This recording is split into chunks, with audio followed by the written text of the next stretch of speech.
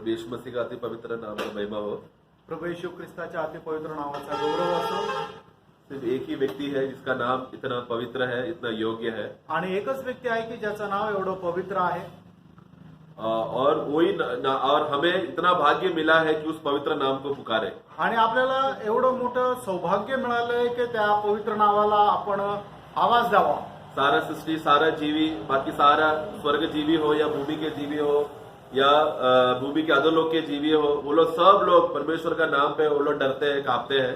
आणि स्वर्गामध्ये असू द्या, पृथ्वीमध्ये असू द्या किंवा अधोलोकामध्ये असू द्या, जे काही जीव आहे ते सर्व परमेश्वराचं नाव घेण्याकरता भीतात। लेकिन हमारा ये प्रभु के साथ एक खास रिश्ता है। आणि आपला परमेश्वरासोबत एक विशेष असा संबंध आहे, वो है कि हमें उस प्रभु के नाम में एक भाईचारा का रिश्ता है। आणि प्रभूच्या नावामध्ये एक बंधुप्रीतीचं प्रेम आहे। उसी के साथ साथ हमें भी डरना और कांपना है, वो तो है उसी के साथ साथ। आणि त्याच्यासोबतच आपल्याला त्याला भीती बाळगायची आहे। लेकिन प्रभु यीशु मसीह बाकी और भी कोई सृष्टि के साथ इस तरह का भाईचारा का रिश्ता रखा नहीं।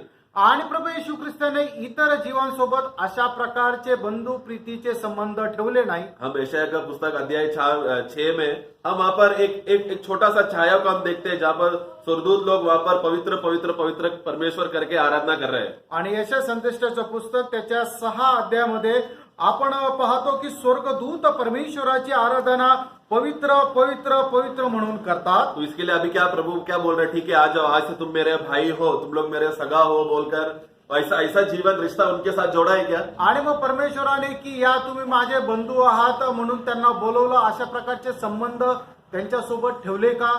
कोई भी जीवी के साथ ऐसा नहीं रखा। आणि कुठल्याही प्राण्यासोबत अशा प्रकारचे संबंध ठेवले नाही। हम अगर वचन को अगर ध्यान से पढ़ेंगे, जानवर लोग भी वो लोग परमेश्वर को पुकारते हैं। आज का भोजन चाहिए तो वो लोग यहोवा की ओर देखते हैं। आणि आज जनावरांना जर आपण बघितलं, प्राण्यांना जर बघितलं, तर ते सुद्धा आपल्या भोजनाकरता परमेश्वराकडे मागतात। लेकिन ऐसा इसके लिए देख लिया बोलकर क्या जानवरों को प्रभु अपना खास ये मेरे खास भाई है बोलकर ऐसा रिश्ता प्रभु उनके साथ जोड़ रहे हैं क्या? आणि जनावरांनी अशा प्रकारे जेवणाकरता आवाज दिल्यानंतर की ते माझे बंधू आहे म्हणून असं परमेश्वर त्यांचा स्वीकार करतो का?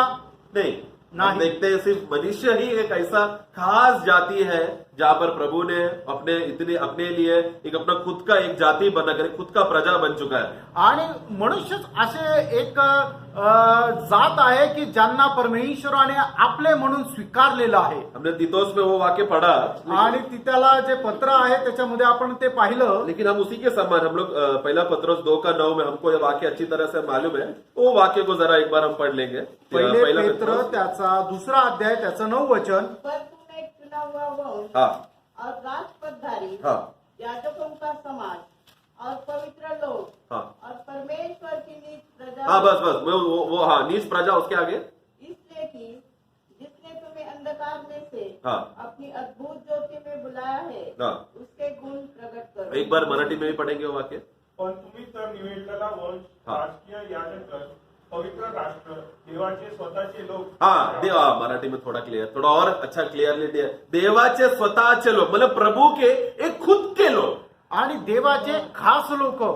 नीच प्रजा बोला, नीच प्रजा यानी कि एकदम खास, मतलब प्रभु के लिए एकदम जान जैसा एक अगर कोई है वो है कलीसिया। आणि देवाला एकदम प्राणप्रिय कोणी जर आहे तर ते आहे मंडळी।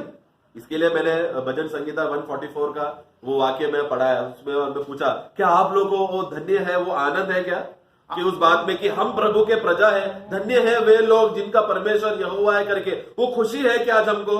आणि खरोखर ते लोक आनंदित आहे की ज्यांचा परमेश्वर जो आहे तो प्रभु आहे। हाँ, उसका 144:15 का मराठी में पढ़ेंगे। आणि स्तोत्र 144 त्याचा 15 वचनाचा शेवटला भाग मैं वाचा। दूसरा भाषाओं में इसके लिए पढ़ा रहा हूं ताकि हमको वो शब्द का थोड़ा और स्पष्टता, थोड़ा और क्लियरिटी मिलने के लिए मैं पढ़ रहा हूं। 144 का 15। अशी ज्या लोकांची स्थिती असेल हा. ते धन्य, हा. ज्या लोकांचा देव परमेश्वर आहे ते धन्य। हाँ, उधर भी धन्य लिखा है, अंग्रेजी में लिखा है खुशवान लोग, या हैप्पी इज द पीपल। आणि इंग्रजीमध्ये असं लिहिलेलं आहे की आनंदी आहे ते लोक ज्यांचा परमेश्वर प्रभू आहे। देखो प्रियो, अगर हमें खुशी नहीं है कि ये परमेश्वर हमारा प्रभु है करके ये बात का खुशी और आनंद नहीं है, तो फिर प्रिय हम विश्वासी है बोलकर फायदा है क्या? आणि प्रियानो, या गोष्टीचा जर आपल्याला आनंद नाही की आपला परमेश्वर प्रभू आहे, तर मग आपण विश्वास असून फायदा काय? लेकिन मैं विश्वास करता हूं कि प्रभु ने नासिक में हमें जो मंडली दिया है, ये कलीसिया में हम जो यहाँ पर इकट्ठा होते हैं लोग, हम सबको अच्छी तरह से बोध है और ये बात का खुशी भी है और अभिमान भी है की हमारा परमेश्वर और कोई नहीं, प्रभू येशू मसीह करे. आणि नाशिकच्या मंडळीकरता मी परमेश्वराला धन्यवाद देतो की निश्चितच आपल्याला या गोष्टीचा खूप आनंद आहे की आपला परमेश्वर जो आहे तो प्रभू आहे. अगर हमें ये बोध अगर हमें चलाएगा कि मुझे प्रभु ने अपने आप को न्योछावर किया ताकि मैं प्रभु का खुद का एक खास प्रजा बन जाऊं, प्रभु का मैं एक खास आदमी बन जाऊं करके ये बात का बोध रहेगा ना, मेरा पवित्र जीवन एकदम बदल जाएगा. आणि या गोष्टीचा बोध जर आपल्याला असला की स्वतः परमेश्वराने आपल्याला त्याची खास प्रजा बनवण्याकरता आपल्या स्वतःला दिलं, तर निश्चितच आपण खूप आनंदी राहू. अगर जरा सोचो ना, मोदी आया, मुझे आकर जोर से गले लगाया, तू मेरा आदमी है करके अगर मोदी बोलेगा तो हमें खुशी मिलता है क्या?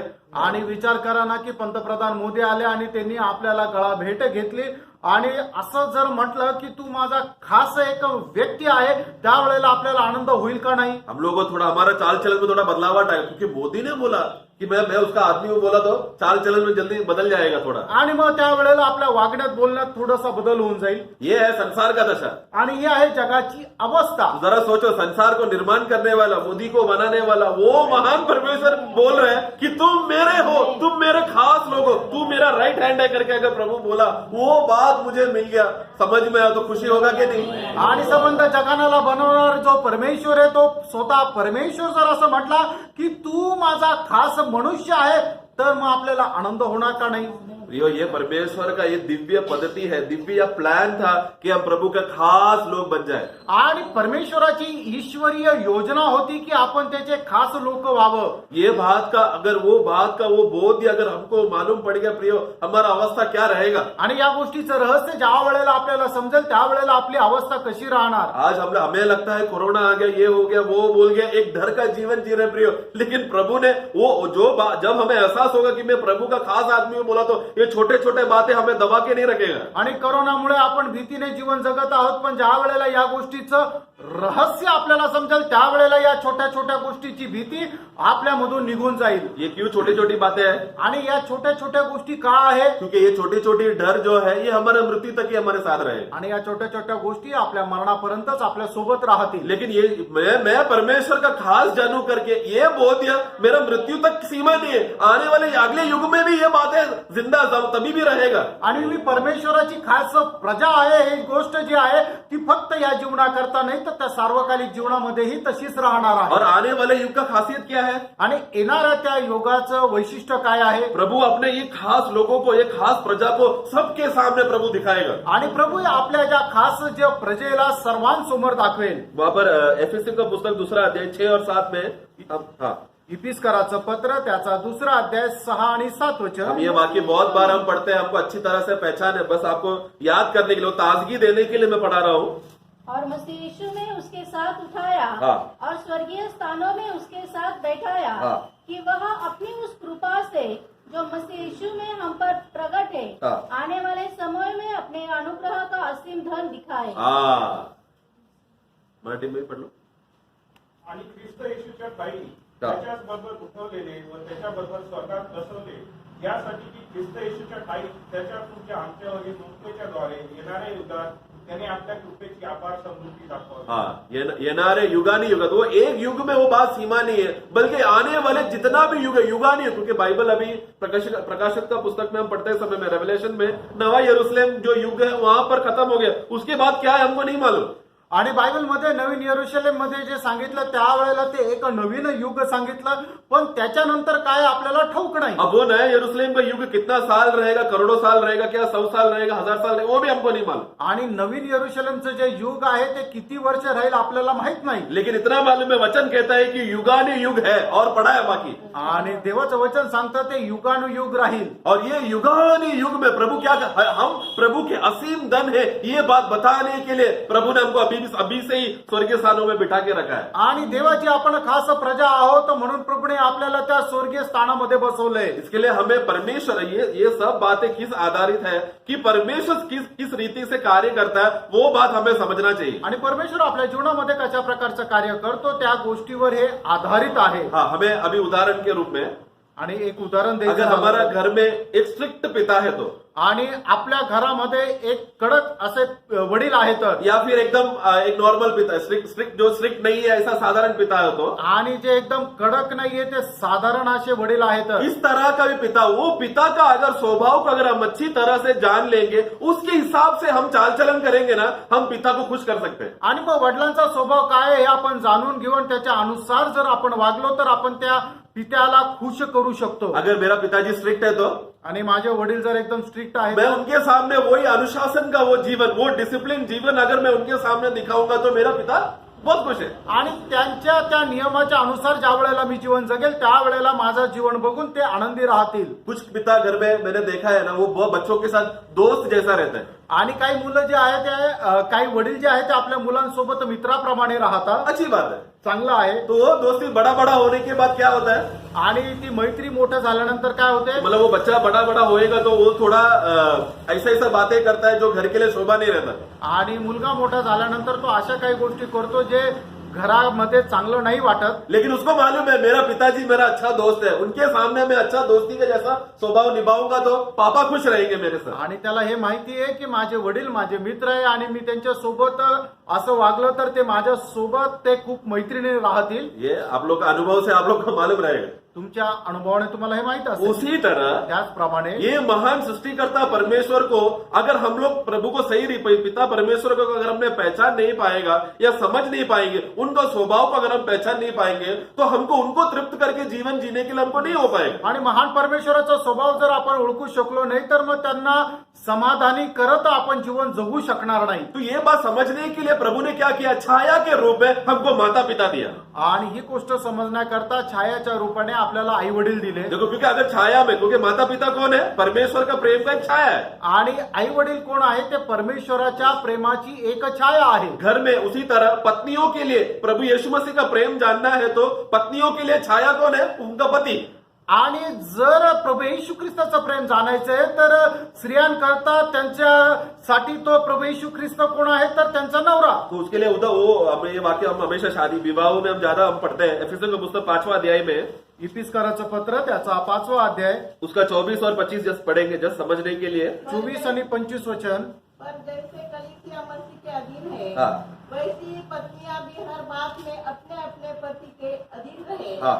हे पतियों, हाँ. अपनी अपनी पत्नी से प्रेम रखो, हाँ. जैसा मसीह ने भी कलीसिया से प्रेम करके हाँ. अपने आप को उसके लिए दे दिया. हाँ, देखो छाया वहां पर बता रहा है. आणि त्या ठिकाणी छाया तो सांगितलेली ये आहे. सब बातें बोल बोल कर पौलुस क्या बोलता है, मैं पति पत्नी के बारे में नहीं बात कर रहा. बाकी 32 में आणि 32 वचनामध्ये तो म्हणत आहे की स्त्री आणि पुरुष संबंधाने मी नाही सांगत आहे. यह भेद तो बड़ा है, हाँ. पर मैं यहाँ मसीह और कलीसिया के विषय में कहता हूँ. हाँ, ये एक भेद है. वो भेद को समझने के लिए पौलुस क्या किया, पति पत्नी का जीवन का रिश्ता का वो छाया को बताकर कहता है ये बहुत बड़ा भेद है. मतलब पति पत्नी का मैं एग्जाम्पल देकर उसमें सीमित करेंगे ना तो ये बड़ा भेद को समझ नहीं पाएंगे हम. आणि या ठिकाणी प्रेषित पौल सांगत आहे की ख्रिस्त आणि मंडळी यांचं जे रहस्य आहे ते खूप मोठं रहस्य आहे. ते फक्त नवरा बायकोला समजून घेण्यापुरतच नाहीये.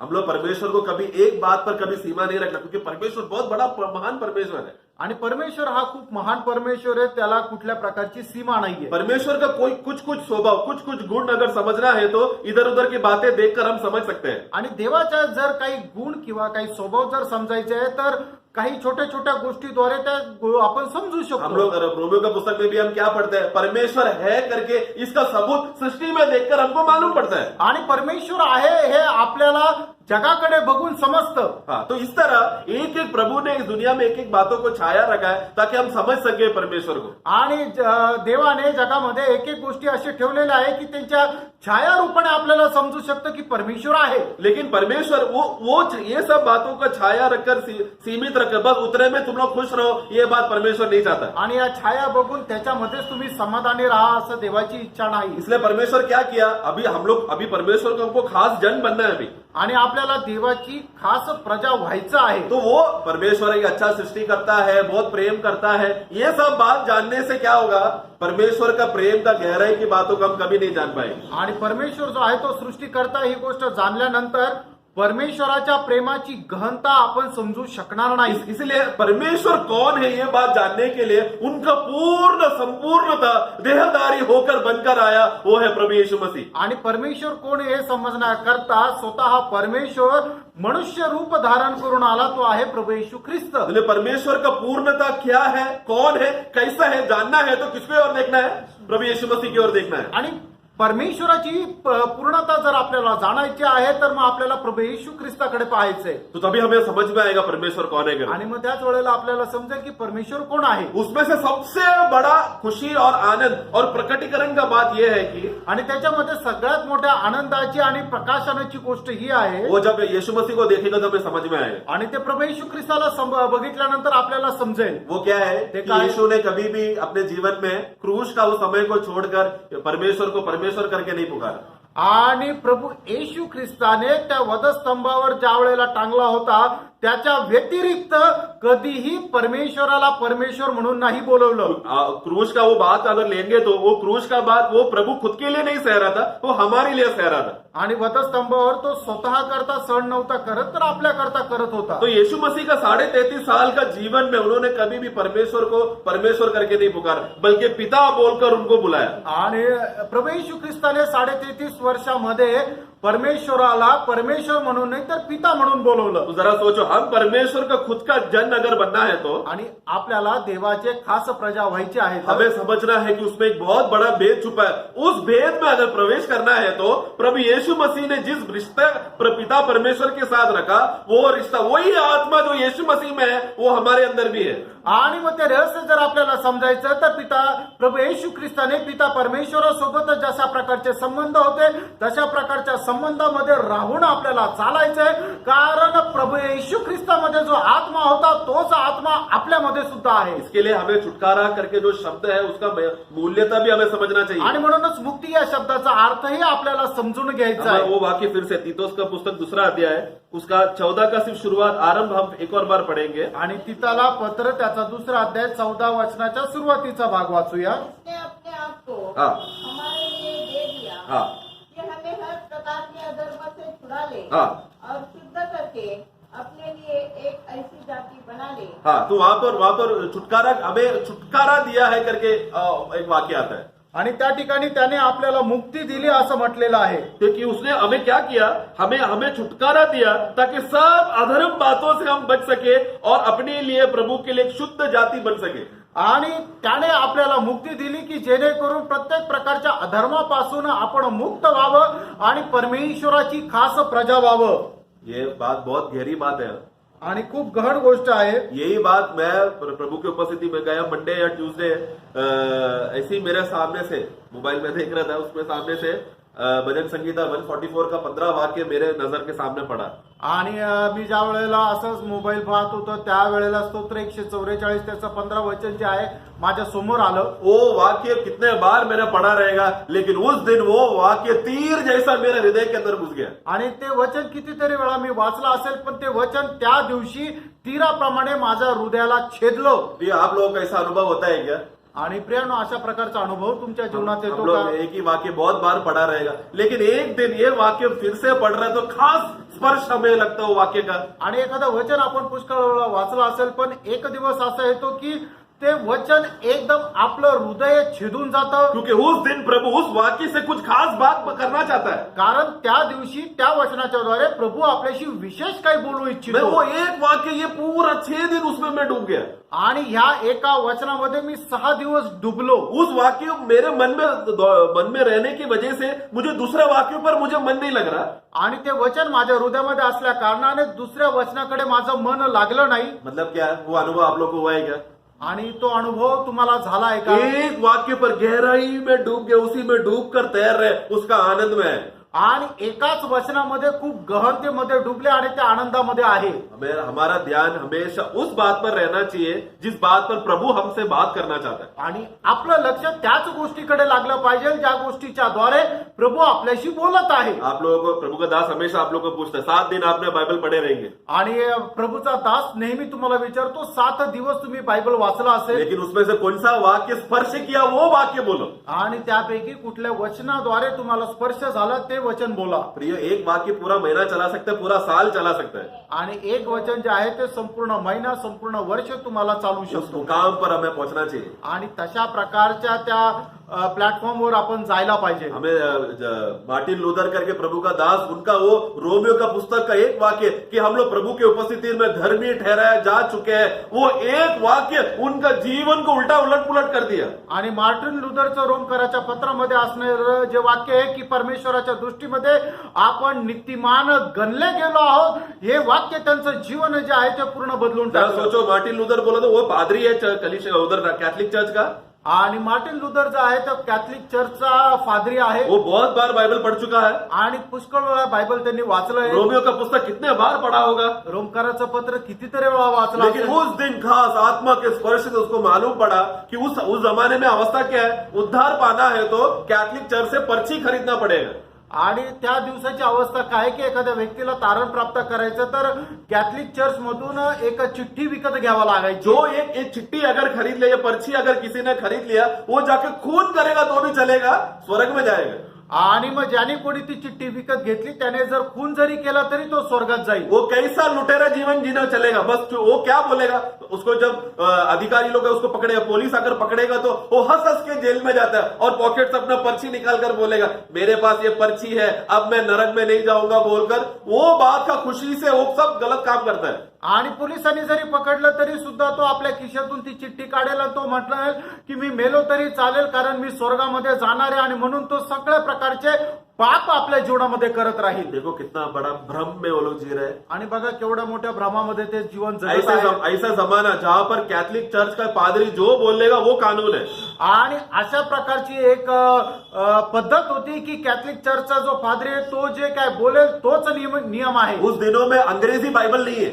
आणि त्या दिवसामध्ये इंग्रजी बायबल नाहीये. उस समय में लैटिन भाषा का बाइबल है. आणि त्या काळामध्ये लॅटिन भाषेचं बायबल आहे. और वो लैटिन भाषा का बाइबल सिर्फ उधर कैथलिक चर्च के पादरी के पास रहेगा. आणि ते लॅटिन भाषेमध्ये असणारं बायबल जे आहे ते फक्त फादरी जवळ राहील. किसी और के घर में अगर बाइबल है करके मालूम पड़ा तो वो घर और घराने के सब लोगों को जिंदा जला दिया जाएगा. आणि जर कुठल्या अजून दुसऱ्या घरामध्ये बायबल आहे तर त्या घराला आणि त्या लोकांना जाळून टाकायचे. उनके पहले तो मार्टिन लूथर के जमाने के उनके 100 साल पहले कुछ लोग थे, विक्लिफ करके दास का नाम है, जॉन हस करके, इरास्मस करके, ये लोगों ने क्या किया, वो लोग ने सरकार के खिलाफ और एक कैथलिक कलीसिया के खिलाफ वो लोग उठकर अंग्रेजी में भाषांतर करने के लिए बाइबल को लोगों ने शुरू किया. आणि मग मार्टिन लुथरच्या 100 वर्ष अगोदर काय झालं की काही प्रभूचे दास होते, त्यांनी सरकारचे जे काही धोरण आहे त्या आणि कॅथलिक चर्चचे जे काही धोरण आहे त्याच्या विरुद्ध बंड करून लॅटिन भाषेमध्ये असणारं जे बायबल आहे ते इंग्रजीमध्ये भाषांतर करायला सुरुवात केली. मैं उस जमाना और अभी हम जो जी रहे हैं दोनों का फर्क मैं आप लोगों को बता रहा हूँ. आणि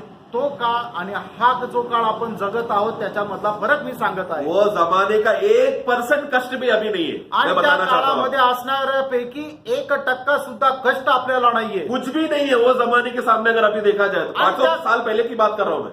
आणि त्या काळासमोर आता असणारे जे कष्ट आहे ते काहीच नाहीये. कुछ भी नहीं सह रहे हम लोग. आपण काहीच सहन नाही हम लोग करत. मसीह है बोलकर एकदम आराम में और एकदम खुशी ऐसा लेजीपन का जीवन में, आलसपन का जीवन जी रहे हैं हम. आणि आपण ख्रिस्ती आहे म्हणून खूप आळशीपणाचं आपण जीवन जगत आहोत. क्योंकि असली वो समय का जीवन बोला तो वो लोग हमेशा अपने पैरों में एकदम खड़े रहते, क्योंकि अलर्ट रहना पड़ता है. कब उनको सरकार आके पुलिस आके गिरफ्तार करेगा उनको मालूम नहीं, हमेशा वो लोग अलर्ट रहते थे. आणि त्या काळाचं जीवन म्हणजे ते एकदम सतर्क राहायचे की कधी येऊन पोलीस येऊन त्यांना पकडून घेऊन जाईल. उस जमाने में इरास्मस नाम का प्रभु का दास ने, इरास्मस है क्या, शायद मैं शायद नाम में शायद थोड़ा गलत बोलता होगा, वो भाई ने प्रिंटिंग प्रेस का एक छोटा सा प्रेस उन्होंने उत्पादन किया. आणि त्या काळामध्ये एका प्रभूच्या दासाने प्रिंटिंग प्रेस सुरू केला. वो प्रिंटिंग प्रेस आ गया तो फिर फटाक से बाइबल का छापना शुरू हो गया. आणि ते प्रिंटिंग प्रेस आल्यानंतर मग बायबलची छपाई सुरू झाली. तो लोग तो ये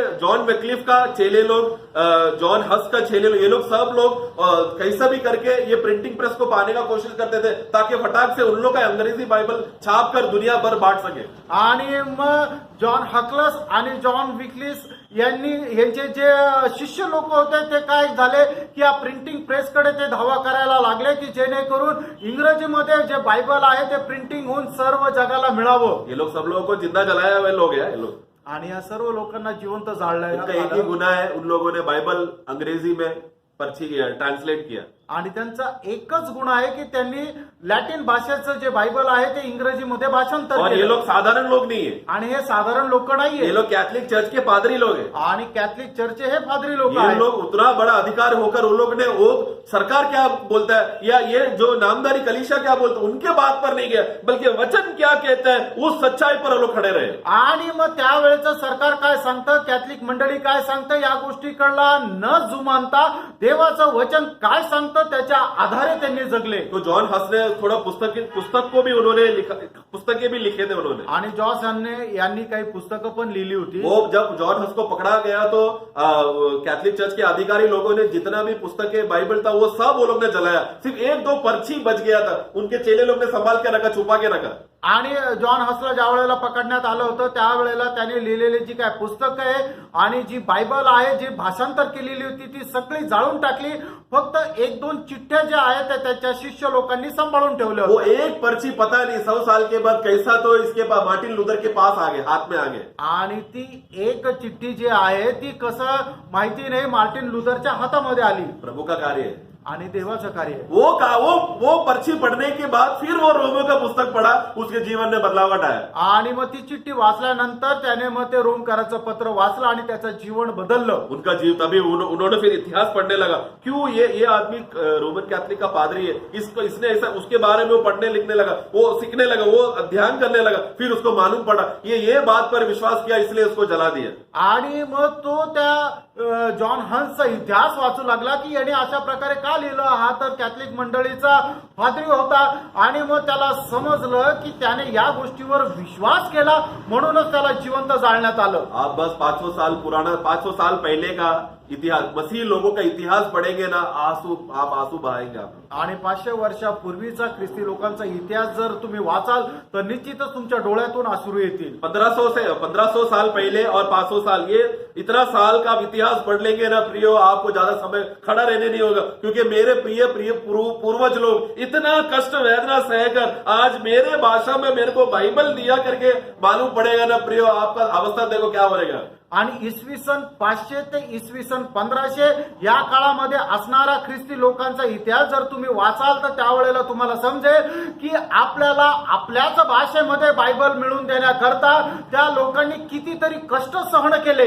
फॉक्सेस मार्टर्स करके एक पुस्तक है, उसमें शहीदों का नाम लिखा, जो वीर लोग प्रभु के लिए, प्रभु के नाम के लिए और प्रभु का वचन के लिए जो शहीद हुआ है करके, वैसा एक पुस्तक फॉक्सेस मार्टर्स करके एक दास ने वो पुस्तक लिखा है. आणि फॉक्सेस मार्टर्स नावाचं एक पुस्तक जे आहे त्या प्रभूच्या दासाने लिहिलेलं आहे की त्या पुस्तकामध्ये असं आहे की प्रभूच्या दास लोकांना कशा प्रकारे वीरमरण आलं हे भाषांतर करण्याकरता. उन्होंने चेलों से शुरू किया, कैसा चेले लोग मरे वहां से शुरू करके सन 1200 साल 1500 साल तक का जो भी विश्वासी वीर लोग का अवस्था क्या है उसमें उन्होंने छोटा छोटा उनका गवाह लिखा है. आणि ते शिष्य लोकांपासून त्यांनी सुरुवात केली आणि 1200 वर्षापर्यंत कशा प्रकारे जे प्रभूचे शिष्य होते ते कशा प्रकारच्या दुःखातून यातनेतून गेले. तो ये सब अवस्था दशाओं में ये मर्म छुपा रहा कि हम परमेश्वर हमारा अब्बा पिता है करेंगे. आणि या सर्व गोष्टीमध्ये या गोष्टी लपून राहिला की परमेश्वर आपला पिता आहे. हाँ, बस ये 100-200 साल पहले की बात है, ये रहस्य बाहर प्रकट होने लगा. आणि केवळ 100-1 वर्षापूर्वीची गोष्ट आहे की हे रहस्य उघड झालं, प्रकट झालं. जरा सोचो, 100 साल पहले अगर हमारा जन्म होता तो, आणि 100 वर्षापूर्वी आपला जन्म झाला और अभी असता. हम जन्म लिए और अभी हम जी रहे, हमारा अवस्था क्या है जरा सोचो. आणि आता आपण जीवन जगत आहोत, आज आपली अवस्था काय राहिली उस असती. समय में जब लोगों को जितना विश्वास का, उनको वचन का जो प्रकटीकरण मिलता था उतने में वो लोग पकड़ के रखता, मर जाएंगे उनको मालूम है फिर भी पकड़ के रखता था. आणि मग त्यावेळेला त्यांना एखादं प्रकाशन भेटायचं पण ते मरून जातील पण ते प्रकाशन कधी सोडत नव्हते. आज हम लोग को वचन का, ज्ञान का इतना बड़ा भंडार पड़ा है फिर भी पढ़ने के लिए समय नहीं है। आणि देवाच्या ज्ञानाचं एवढं मोठं भंडार पडलेलं आहे पण आपण वाचायला तयार है नाही. ना, पूरा 7 दिन हमको रोज यूट्यूब के द्वारा हमको मैसेज मिलता है, लेकिन हमें उसको सुनकर ध्यान करने के लिए, मनन करने के लिए समय नहीं है। आणि 7ही दिवस युट्यूबच्या द्वारे एवढा सुंदर मेसेज आपल्याला मिळतो तरी सुद्धा ते आपण ऐकून त्याच्यावर मनन करायला तयार नाही. आज आप चाइना में जाओ, आणि तुम्ही चायनामध्ये जा सिर्फ इतना बोलो यीशु मसीह प्रभु है करके, एक ही देव है प्रभु यीशु मसीह करके, इतना बोलो खाली। आणि तिथे जाऊन फक्त एवढंच म्हणा की एकच देव आहे तो प्रभू येशू ख्रिस्त आहे. परमेश्वर मेरा पिता है, वो बात का आनंद की बात है, वो तो गहराई की बात है, वो बात को छोड़ो, सिर्फ शुरुआत आरंभ का बात यीशु मसीह प्रभु है, यीशु मसीह एकमात्र परमेश्वर है, इतना बोला जाएगा तो आपको जेल में डाल दिया जाएगा। आणि फक्त एवढं जर तुम्ही बोलले की प्रभू येशू ख्रिस्त एकमात्र परमेश्वर आहे तर तुम्हाला जेलमध्ये टाकण्यात येईल. अगर कोई घर पे उधर कोई प्रार्थना करने मालूम पड़ा, बाइबल है करके मालूम पड़ा तो जेल में डाल देंगे। आणि मग तिथं समजलं की कोणाकडे बायबल आणि प्रार्थना करतं तर मग त्याला जेलमध्ये टाकण्यात येईल. मैं विश्वास करता हूँ कि आप लोगों को वो गंभीरता समझ में आ रहा होगा। आणि मी विश्वास ठेवतो की तुम्हाला त्याचं गांभीर्य लक्षात येत असेल. प्रभु का खास जन बनना एक साधारण बात नहीं है। आणि प्रभूची खास प्रजा होणं एक साधारण गोष्ट नाही. हम लोग वो प्रभु ने अपने आप को दे दिया ताकि हम प्रभु का खास जन बन सके। आणि प्रभूने आपल्या स्वतःला दिलं की जेणेकरून आपण त्याची खास प्रजा व्हावं. उसके लिए हम लोग गलती का पुस्तक में हम पढ़ते हैं, आणि गलातीकाराच्या पुस्तकामध्ये आपण वाचतो उसका 4 का 5 और 6। 4 अध्याय त्याचं 5 आणि 6 वचन. कि व्यवस्था के अधीनों को मोल लेकर छुड़ा ले हाँ, उधर भी देखो, हमें मोल लेकर छुड़ाया और हमको लेपालक होने का पद मिले। हाँ, पद मिला, लेपालक, हमारा लेपालक माने की पुत्रत्व का पद हमको मिला। और तुम जो पुत्र हो, हाँ। इसलिए परमेश्वर ने अपने पुत्र की आत्मा को, हाँ।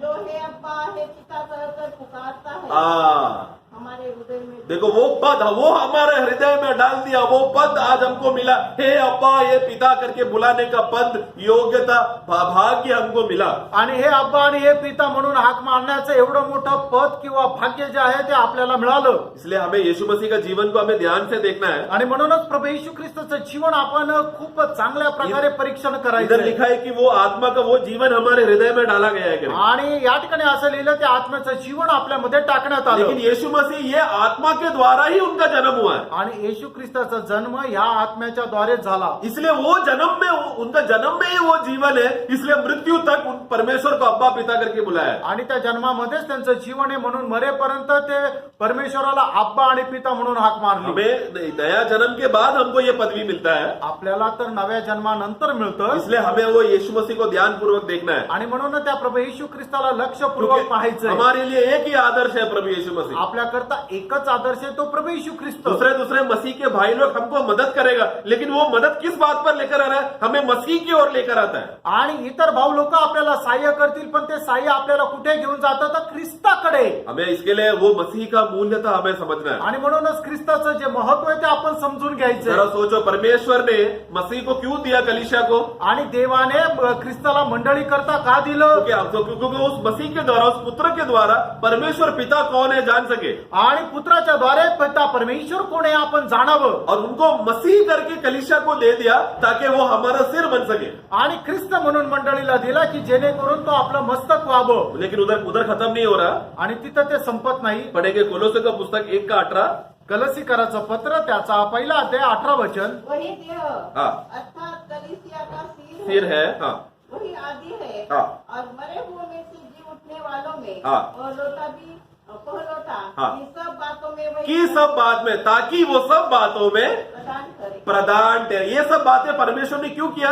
आणि या सर्व गोष्टी प्रभूने का केल्या? ताकि कारण कि वो सब बातों में प्रधान बन की जाए। तो सर्व गोष्टीमध्ये प्रधान व्हावं. मसीह सब बातों में प्रधान बन जाए। आणि प्रभू येशू ख्रिस्त सर्व गोष्टीमध्ये प्रथम असं व्हावं. अगर मसीह मेरे जीवन में प्रथम नहीं, प्रधान नहीं, तो मुख्य नहीं है, तो मैं परमेश्वर का अब्बा पिता बुला के फायदा नहीं। आणि प्रभू येशू ख्रिस्त आपल्या जीवनाचा मुख्य भाग जर नाहीये तर मग परमेश्वराला आपण आप्पा पिता म्हणून हाक मारू शकत नाही. इसलिए हमने गलतियों में उधर क्या पढ़ा? मूल नाम देकर हमको छुड़ाया। आणि म्हणूनच गलातीकराच्या पत्रामध्ये आपण काय वाचलं की त्याने मूल देऊन आपल्याला मुक्त केलं. हम लोग यशायाह का पुस्तक 43 का 1 में उधर मुक्तिदाता के बारे में कहता है। आणि यशा त्याचा 43 अध्याय त्याच्या पहिल्या वचनामध्ये मुक्तिदाता संबंधाने म्हटलेला आहे. 43 वर्ष 1। हे इस्राएल, हाँ। तेरा रचने वाला हाँ। और और हे याकूब हाँ। तेरा सृजनहार हाँ। यहोवा अब यो कहता है हाँ। मत डर हाँ। क्योंकि मैंने तुझे छुड़ा लिया है हाँ। मैंने तुझे नाम लेकर बुलाया है हाँ, तू मेरा है तू मेरा है. छुडावत्री का आपको मूल्यता समझ रहे हैं क्या? मराठी में पढ़ना. मराठीत वाचा. तरी आता हे याकोबा तुझा उत्पन्न करता आणि हे इस्रायला तुझा निर्माण करता परमेश्वर असे म्हणतो भिऊ नको कारण मी तुला सोडवले आहे मी तुला तुझ्या नावाने हाक मारली आहे तू माझा आहेस.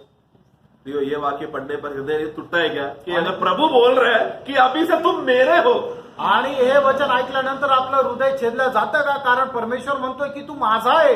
ये वाक्य का मूल्य तो मुझे कब मालूम पड़ा मालूम है? आणि ह्या वाक्याचं महत्व मला कधी समजलं ठाऊक आहे का? जब मैंने जॉर्डन को उठाया. आणि ज्या वेळेला मी जॉर्डनला मैं उचललं जॉर्डन को उठा के बोला ये जॉर्डन तू मेरा है क्योंकि तू मेरा जीवन है तेरे अंदर. आणि जॉर्डनला उचलून मी असं म्हटलं हे जॉर्डन तू माझा आहे कारण माझं जीवन तुझ्यामध्ये आहे. इसलिए जब हम इसाया 53 में आणि यशाया त्याचा 53 अध्याय उसका 10वां वाक्य में प्रभु ने अपना वंश को देखा.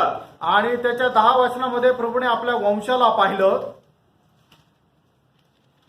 तो भी यहोवा को यही भाया हाँ। कि उसे कुचले हाँ। उसी ने उसको रोगी कर दिया. हाँ। जब वह अपना प्राण दोष बलि करे हाँ। तब वह अपना वंश देखने देखो पाएगा. जब यीशु मसीह हमारे लिए पाप बलि बन जाएगा, अधम बलि बन जाएगा क्रूस में, आणि प्रभू येशू ख्रिस्त आपल्या पापाचं एक बलिदान ज्या वेळेला तो वधस्तंभावर प्रभु होईल. वहां पर वेदना सहते समय में उस वेदना में परमेश्वर ने क्या देखा? आणि प्रभू आपली वेदना सहन करत असताना त्या वेदनेमध्ये परमेश्वराने काय पाहिलं? मसीह का इस कष्ट के द्वारा, जैसा कि एक गर्भवती स्त्री कष्ट और वेदना में संतान बच्चे को जन्म देता है, उसी रीति ने परमेश्वर ने देखा मेरा एक वंश वहां पर आ गया. आणि ज्याप्रमाणे उस मसीह का कष्ट के द्वारा आणि ज्याप्रमाणे एखादी गर्भवती स्त्री खूप कष्टाने यातनेने एखाद्या मुलाला जन्म देते त्याचाच प्रकारच्या यातना किंवा त्याच्याही पेक्षा खूप भयंकर अशा यातना प्रभू येशू ख्रिस्ताने वधस्तंभावर सहन केला. आणि ज्या वेळेला तो सहन करत होता त्याच्यामध्ये पिता परमेश्वराने पाहिलं की या यातनेमधून माझ्या करता एक वंश माझ्या करता एक जाती निर्माण होत आहे. मैं उसी समय में यीशु मसीह को क्या हो रहा था? आणि त्यावेळेला प्रभू येशू ख्रिस्ताला काय होत वो होतं? लज्जित हो रहा था, तो निंदित होत होता, वो दुख सह रहा था, तो दुःख सहन वो करत वेदना होता में वो गया, आणि तो वेदना सहन करत वो होता. क्रूस में नंगा हो गया. आणि वधस्तंभावर तो नग्न झाला. लोग उनके ऊपर थूका मारा, उसको पत्थर मारा, तू इतना बड़ा पापी है, घिनौना बातें बोलकर गाली देकर उनको लज्जित किया. आणि लोकांनी त्याला थुंकले, त्याला दगडमार केलं आणि तू पापी आहे म्हणून त्याला निंदित केलं. तभी क्या इब्रानियों 12:2 में उस समय में प्रभु का लक्ष्य किधर था? आणि इब्रिकराचं पत्र त्याचा 12 अध्याय त्याच्या 2ऱ्या वचनामध्ये आपण पाहतो की प्रभूचा उद्देश किंवा त्याचं ध्यान कुठं होतं?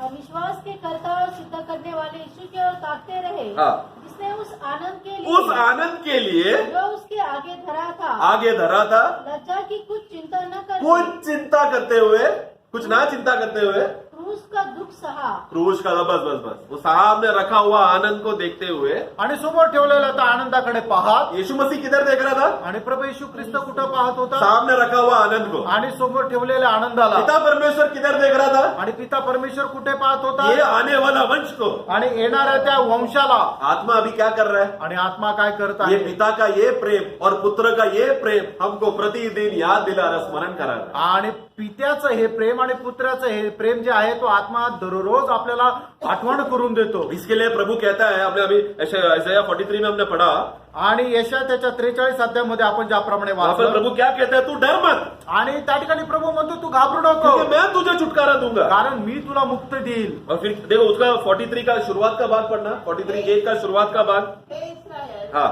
तेरा रचने वाला तेरा रचने वाला, और हे याकूब हाँ. तेरा सृजनहार तेरा देखो रचने वाला, रचना का स्वभाव, रचना और सृजनहार का ये स्वभाव के वजह से क्या इस्राएली लोग प्रभु बोल रहे हैं कि तू मेरा प्रजा है करके. आणि हे परमेश्वराने त्यांची रचना केली, त्यांची जडणघडण केली म्हणूनच इस्रायल लोक म्हणतात की तू आमचा पिता आहे किंवा परमेश्वर आहे. उतना होता तो फिर मैं तुमको छुड़ौती देने वाला हूं बोलने का जरूरत नहीं है. आणि एवढं जर असतं तर मी तुला मुक्त करणार आहे असं बोलण्याची गरज नाहीये. पर प्रभु एक बात उनको याद दिला रहा है, प्रभू एक गोष्ट त्यांना आठवण देखो करून तुम देत मेरा आहे. सृष्टि बने रहना उतना काफी नहीं है. आणि तुम्ही माझी सृष्टी होऊन राहा एवढं पुरेसं नाहीये. मैंने तुमको रचना किया बोलकर बस उसमें तुम लोग खुश मत रहो. आणि मी तुमची सृष्टी केली यामध्ये समाधानी राहू नका. तुम लोग मेरे पास आओ, तुम्ही मजकडे या मैं तुमको मुक्ति दूंगा, आणि मी तुम्हाला मुक्ती देईन मैं तुमको छुटकारा दूंगा। आणि तुम्हाला मी मुक्ती देईन तुम जिस दशा में हो उस दशा में मैं तुमको दाम लेकर खरीद लूंगा। आणि तुम्ही ज्या अवस्थेमध्ये आहात त्या अवस्थेमध्ये मोल देऊन मी तुम्हाला विकत घेईल। तुम लोग डरना नहीं, तुम्ही घाबरू नका, मैं तुम्हें संभालूंगा, मी तुम्हाला सांभाळेन, तुम मेरे हो। तुम्ही माझे आहात। कितना आनंद की बात है ना। आणि किती आनंदाची ये गोष्ट आहे। तो वही लोगों को मालूम है जो गुलामी में गया है। आणि हे त्याच लोकांना समजेल जे गुलामीमध्ये होते। ये गुलामी जो एक दुष्ट मालिक उसको रोज उसको सता कर उपद्रव करके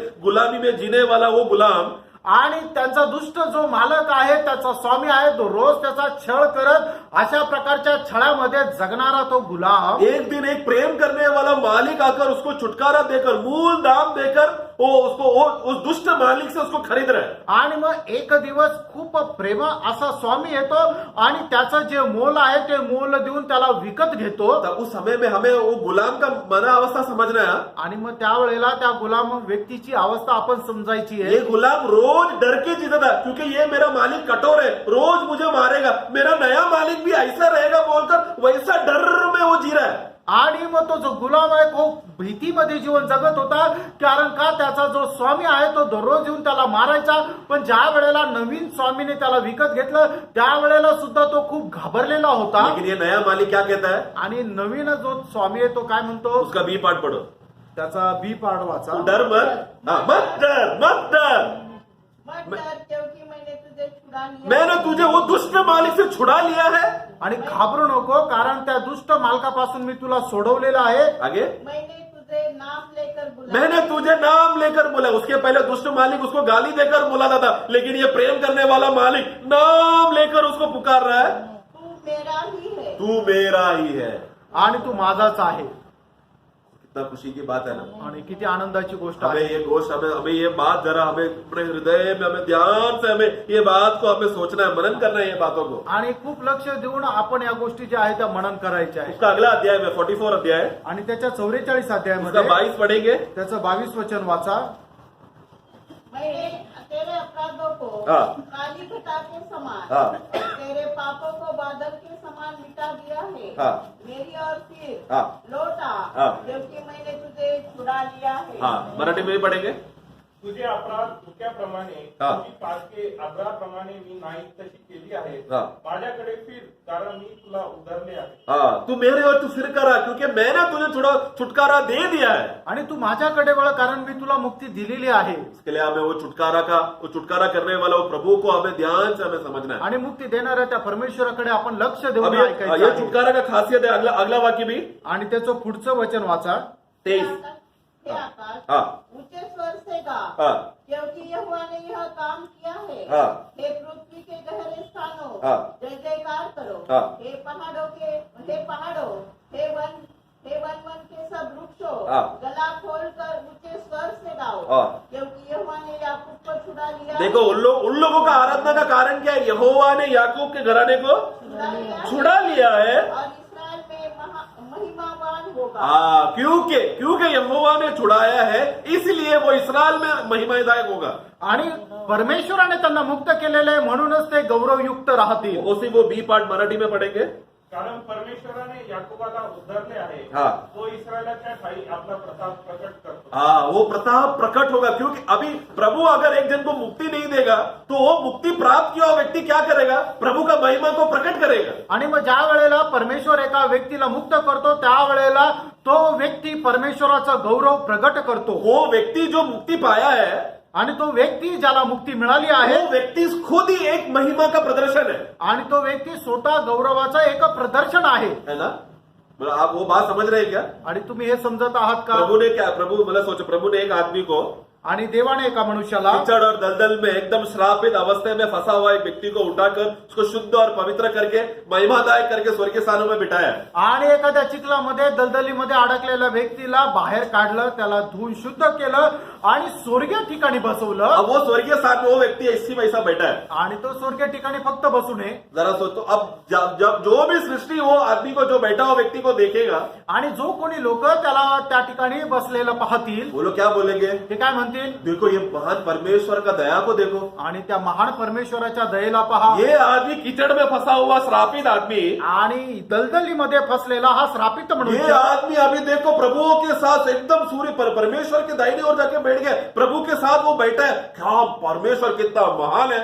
आणि तो परमेश्वराच्या उजवीकडे त्याच्या सोबत बसलेला आहे. खरोखर परमेश्वर किती महान आहे. बात समझ रहे हैं. तुमच्या लक्षात येत मतलब आहे. प्रभु, मैं अगर चुप बैठेगा तो भी मैं एक महिमा हूं, आणि मी गप्प जरी बसलो तरी सुद्धा मी एक गौरव आहे. लेकिन अगर महिमा करने शुरू किया तो आणि जर मी गौरव करायला सुरुवात केली इसके तर, लिए तो पहला पत्रस 2 का 9 हमने पढ़ा. चुप बैठने के लिए नहीं प्रभु ने बुलाया है. आणि म्हणूनच पहिले पेत्र 2 अध्याय त्याचं 9 वचन आपण वाचलं की आपल्याला गप्प राहण्याकरता मुक्त नाही केलं.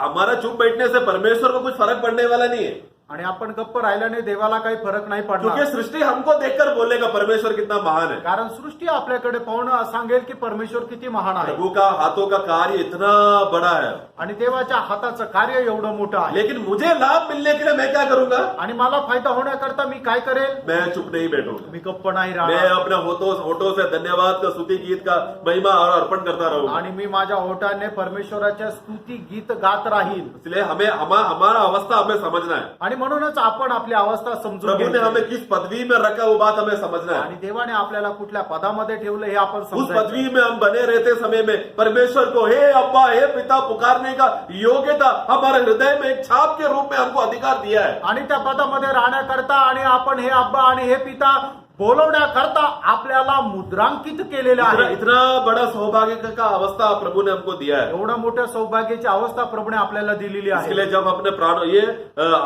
हमारा प्राण को ये बात का बोध्य होना चाहिए. आणि म्हणूनच आपल्या जीवाला या गोष्टीची समज राहायला क्योंकि पाहिजे. प्रभु ने परमेश्वर ने जब मनुष्य को बनाया, आणि देवाने ज्या वेळेला मनुष्याला वो बनवलं क्या कहता है, अभी जीवन का श्वास फूकने के बाद मनुष्य क्या हो गया, एक जीवित प्राण बन गया. आणि ज्या वेळेला परमेश्वराने आदामाच्या नाकपुड्यामध्ये जीवनाचा श्वास फुकला त्यावेळेला आदाम जीवनदायक असा जीवनदारी प्राणी झाला. हाँ, तो ये प्राण अभी क्या करना चाहिए. आणि हा जो जीव आहे तो काय करायला वो पाहिजे. यहोवा को पूर्ण मन से, पूर्ण इच्छा से, पूर्ण जो भी उसके अंदर का जो भी भावना है, शुद्ध मन से, शुद्ध इच्छा से, पूरा हृदय आग्रह से वो यहोवा का महिमा करना है. आणि मग त्यावेळेला मनुष्याने संपूर्ण अंतःकरणाने संपूर्ण जीवाने परमेश्वराचा गौरव करायचा ये आहे. है सबसे बड़ा आज्ञा. आणि हे आहे सर्वात मोठी तू आज्ञा. यहोवा परमेश्वर को पूर्ण हृदय से, पूर्ण मन से, पूर्ण प्राण से, पूर्ण आत्मा से तू प्रेम करना है. आणि मग तेच आहे की आपण परमेश्वराला संपूर्ण हृदयाने, संपूर्ण जीवाने, संपूर्ण मनाने आणि संपूर्ण सामर्थ्याने प्रेम करायचंय. ये एक आज्ञा है, उधर पढ़ा है ऐसा. आणि ही एक आज्ञा आहे त्या ठिकाणी लिहिलेली आहे. लेकिन कौन कर रहा है.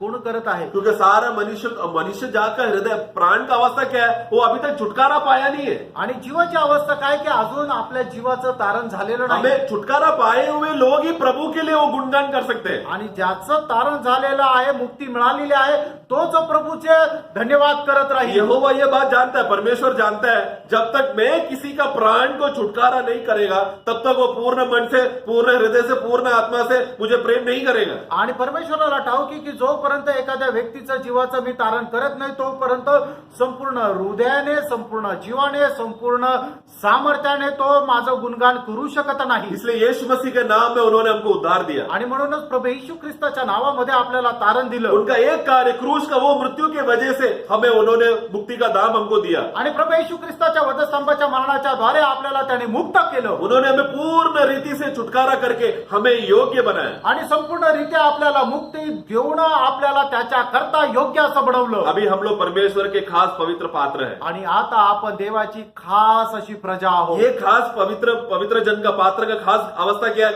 स्वभाव क्या है. आणि देवाची जी खास प्रजा आहे त्यांचा स्वभाव काय आहे. हम उनका गुण को महिमा करते रहे. आपण देवाचे गुण प्रगट करावे. इसीलिए तो उन्होंने हमें अंधकार से अद्भुत ज्योति में लेकर आया. आणि त्याच्या करताच आपल्याला अंधकारामधून त्या प्रकाशाकडे घेऊन आला. इसलिए मसीह का इस सबके पीछे, ये सारे परमेश्वर का सारे उद्देश्य का पीछे उसका चक्री या फिर मूल्य व्यक्ति कौन है.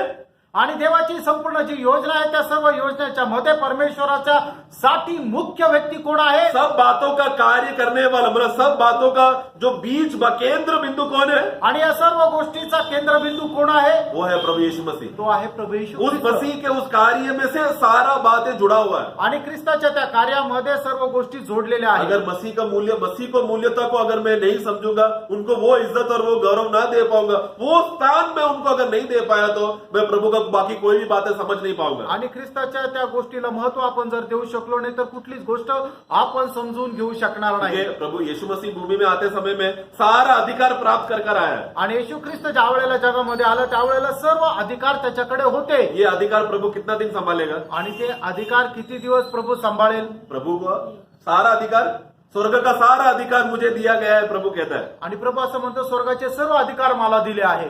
पहला कोरिन्थी 15 अध्याय में हम यीशु मसीह का स्वभाव को जरा समझे। पहिले कोरिन्थीकराचं पत्र 15 अध्यायामध्ये प्रभू येशू ख्रिस्ताचा स्वभाव आपण पाहूया। उसका 15 अध्याय, 15 अध्याय उसका 24 और 25। 24 आणि 25 वचन। इसके बाद अंत होगा हाँ। उसका, और सामर्थ का अंत करके राज्यों को परमेश्वर पिता के हाथ में सौंप देगा। बस बस बस बस बस, मराठी में ही पढ़ेंगे। नंतर शेवट होईल तेव्हा सर्व अधिपत्य, सर्व अधिकार व सामर्थ नष्ट केल्यावर तो देव पित्याला राज्य सोपवून देईल। 28। 28 वचन वाचा। त्याच्या अंकित सर्व काही झाले असे जेव्हा होईल, तेव्हा ज्याने सर्व त्याच्या अंकित करून दिले त्याच्या अंकित स्वतः पुत्रही होईल। अशा हेतूने की देव सर्वांना सर्व काही पाहावा। और जब सब कुछ उसके अधीन हो जाएगा, हाँ। तो पुत्र आप भी उसके अधीन हो जाएगा, हाँ। जिसने सब कुछ उसके अधीन कर दिया, हाँ। ताकि सब में परमेश्वर ही सब कुछ हो। हाँ, अगर हम कोलोसे का पुस्तक पढ़ेंगे ना, आणि कलसीकराच्या पत्रामध्ये वहां पर पिता का इच्छा क्या है मालूम है? आणि पिताची इच्छा काय आहे माहिती आहे? सब बातें मसीह में हो जाए, सब में सब बातें मसीह में हो करके हम पढ़ते हैं। आणि सर्व गोष्टी ख्रिस्तामध्ये व्हाव्या असं आपण वाचतो। तो अभी देखो, पुत्र को सारा अधिकार मिल गया है, आणि पुत्राला सर्व अधिकार मिळाला सारा प्रशंसा गौरव अधिकार सब प्रभु का है। आणि सर्व प्रशंसा अधिकार प्रभूचा आहे।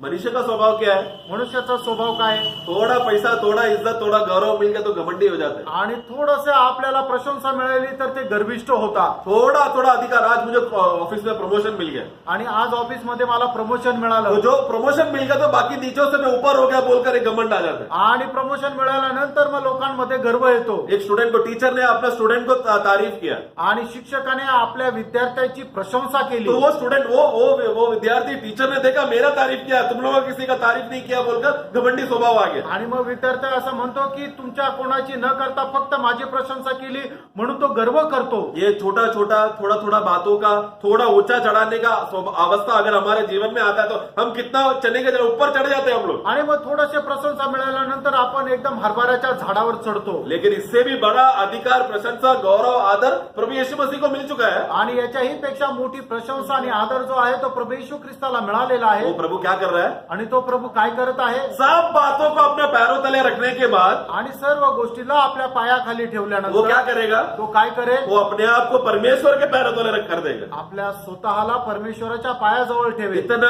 सौम्य और नम्र है प्रभु यीशु। आणि एवढा सौम्य आणि नम्र आहे प्रभू येशू ख्रिस्त। ऐसा सौम्य और नम्र स्वभाव के लोग हैं जो प्रभु के पीछे होते हैं। आणि अशा प्रकारच्या सौम्य आणि नम्र स्वभावाचे लोक आहे की जे प्रभू येशू ख्रिस्ताच्या पाठीमागे आहे। प्रभु हमको इस दुनिया में क्यों बड़ा अधिकारी पदवी नहीं देता? आणि प्रभू या जगामध्ये मोठ्या पद आपल्याला का देत नाही? मैंने बहुत लोगों का ये अन्य जगहों पर मैंने सुना है, देखा परमेश्वर ने यूसुफ को आशीष करके बड़ा मिस्र में एकदम ऊंचा पदवी दिया। आणि मी असं ऐकलेलं आहे की लोक अशा प्रकारे प्रचार करतात की देवाने योसेफाला खूप आशीर्वादित केलं आणि खूप मोठ्या स्थान त्याला दिलं। दानियल को आशीषित किया और बाबिलोन का बड़ा अधिकारी बनाया। आणि दानियेलाला आशीर्वादित केलं आणि बाबिलोनचा खूप मोठा एक मोठ्या स्थानावर त्याला तुम बसवलं। भी यीशु पर विश्वास करो और प्रभु तुझे दुनिया में बड़ा आदमी बनाएगा। आणि तू सुद्धा प्रभू येशू ख्रिस्तावर विश्वास कर आणि तो जगामध्ये मोठा मनुष्य तुला बनवेल।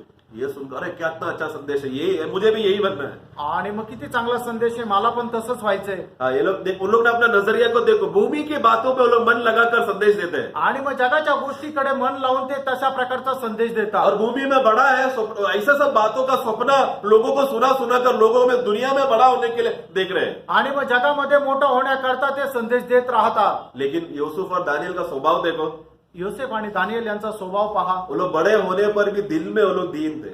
आणि ते मोठे जरी झाले तरी सुद्धा मनाने दीन होते. उन लोग को, क्योंकि उन लोग को मालूम है प्रभु ने हमको थोड़े समय के लिए ऊंचा किया है. कारण प्रभूला त्यांना माहित आहे की प्रभूने मला थोड्या वेळाकरता उंच ये केले दुनिया में मुझे ऊंचा करके उस बात का खुशी मुझे नहीं चाहिए. आणि जगामध्ये उंच केलं त्याच्यामध्ये मला आनंद नाही करायचा. दानियल आखिरी में रो रहा है. शेवटी दानिएल रडत आहे. क्यों रो रहा है? का?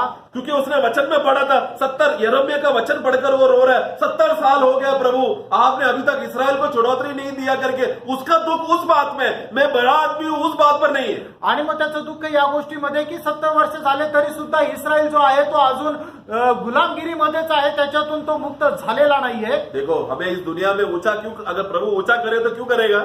आणि या जगामध्ये प्रभू आपल्याला जर उंच करेल तर का करेल? दुनिया में अगर कोई भी ऊंचा होना चाहता है थोड़े देर के लिए ऊंचा रहेगा. आणि मग जगामध्ये जर कोणाला उंच व्हायचं तो थोडा वेळ करता और राहील. उसको प्रभु थोड़े समय के लिए कलीसिया का उन्नति के लिए ही करेगा.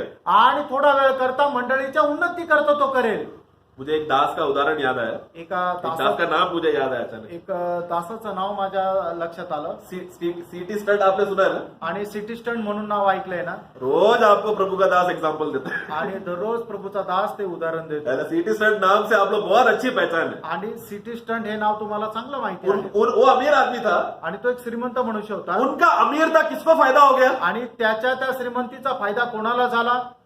उन्होंने क्या किया? त्यांनी काय केलं? सारा धन दौलत प्रभु का सेवा के लिए छोड़ बेच दिया उन्होंने. आणि सर्व धन संपत्ती प्रभूच्या गौरवाकरता सोडून दिली. उन्होंने क्या किया? अनाथालयों में और जो लोग उस समय में प्रभु के सेवा के लिए है उन लोगों के परिवारों के लिए उसने अपना धन बेच दिया. आणि सर्व धन संपत्ती अनाथालयाला दिली आणि जे लोक प्रभूची सेवा करताय त्यांच्या त्या कार्यासाठी दिली. हमें प्रभु धनवान क्यों बना रहा है? आणि प्रभू आपल्याला श्रीमंत का ताकि बनवत आहे? प्रभु का महिमा, प्रभु का राज्य की बढ़ोतरी के लिए अपने आप को नंगा कंगाल करने के लिए दिया है. आणि प्रभूच्या राज्याच्या वाढी करता आपण सुद्धा एकदम कंगाल व्हावं या करता दिलंय. प्रभु ने मुझे कार क्यों दिया? आणि प्रभूने मला गाडी का दिली? मेरा पत्नी को शॉपिंग सेंटर में लेके जाना, वाटर पार्क में लेके जाने के लिए दिया है क्या? आणि माझ्या बायकोला शॉपिंग सेंटर किंवा वॉटर पार्कला घेऊन जाण्याकरता दिली का? वो घर कलीसिया का महिमा के लिए इस्तेमाल होने के लिए दिया है. आणि त्या घराच्या द्वारे देवाचा गौरव व्हावा या करता दिलंय. वो बहुत बड़ा जिम्मेदारी है. कार आने के बाद मेरा सरदर्द बढ़ गया. आणि गाडी आल्यानंतर माझी डोकेदुखी वाढली. क्योंकि पहला ऐसा टेंशन नहीं था.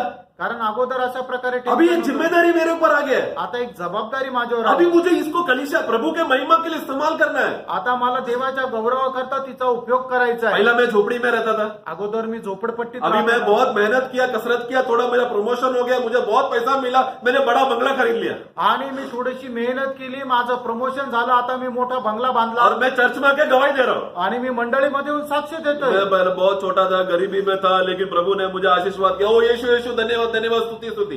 आणि मी खूप गरीब होतो, प्रभूने मला आशीर्वादित केलं म्हणून प्रभूच्या नावाचा धन्यवाद धन्यवाद धन्यवाद. ऐसा सब बोलकर वो घर को कलीसिया का काम के लिए कुछ भी इस्तेमाल नहीं करेगा. आणि मग आपल्या त्या सामर्थ्याचा, आपल्या त्या संपन्नतेचा तो मंडळीच्या गौरवाकरता काही उपयोग करत नाही. प्रभु ने घर क्यों दिया है? प्रभूने घर का दिलंय? मतलब अनाथालय बोलने का वो अर्थ में नहीं बोल रहा हूँ मैं. आणि अनाथालय साठी मी नाही म्हणते. और ये मत सोचना चलो बड़ा घर आ गया, चलो अभी मुझे ये घर मेरे लिए बोलकर चलो रहे नहीं. जिम्मेदारी के लिए दिया है. आणि मोठं घर आलं, हे माझं घर आहे, माझ्या सामर्थ्याने मिळवलं असा विचार करू नका. तर तुमची ती जबाबदारी आहे. प्रभु ने अय्यूब को इतना सारा मृग का धन संपत्ति क्यों दिया?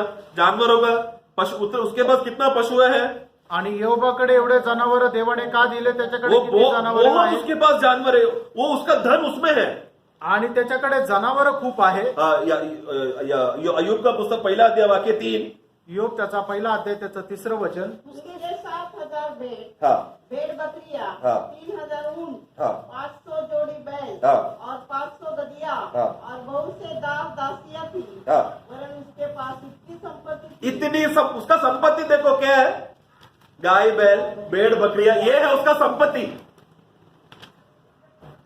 गाय बैल शेर मेंढर ही आहे त्याची संपत्ती. ये संपत्ति क्या करेगा फिर अय्यूब? आणि योग या संपत्तीचं काय करणार? अरे इसी भेड़ बकरियों को वो बलिदान करेगा ना. आणि ह्याच जे शेर मेंढर आहे, शेळ्या आहेत, त्याचं तो बलिदान करेल. उसका घर में अगर मेहमान आएगा, कोई प्रभु के लोग आएंगे, तो वो यही जानवरों को लेकर उसका भोजन बना के दासों को देगा ना. आणि मग ज्या वेळेला त्याच्या घरामध्ये कोणी पाहुणे येतील, प्रभूचे दास लोक येतील, ह्याच जनावरांना कापून तो त्यांना जेवण देईल. यही है उसका धन.